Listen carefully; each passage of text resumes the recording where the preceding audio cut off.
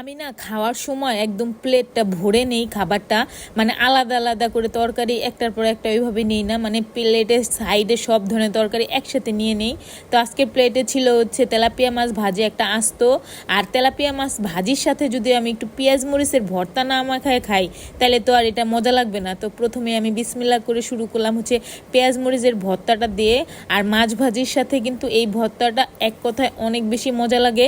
আর এই ভর্তা ছাড়াও যে কোনো ভর্তাই কিন্তু মাছ ভাজির সাথে অনেক বেশি মজা হয়। আর প্লেটে সবসময় আমি ভাতের থেকেও তরকারি মাছ টাছ এগুলোই বেশি নেই, আর এইটাই আসলে উচিত, ভাত কম তরকারি মাছ বেশি থাকবে।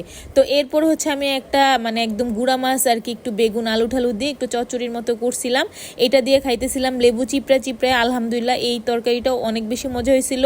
আর এরপর হচ্ছে আমি চিচিঙ্গা আর চিংড়ি দিয়ে একটা তরকারি রান্না করছিলাম, সেটাও আমি লেবু চিপড়ে চিপড়ে খাইতেছিলাম, অনেক বেশি মজা। পাশে হচ্ছে সালাদ আইটেম রাখলেও অনেক সময় লেবু আর শসা খাইতে মনে থাকে না, তো আজকেও শসাটা এরকম পড়ে আছে।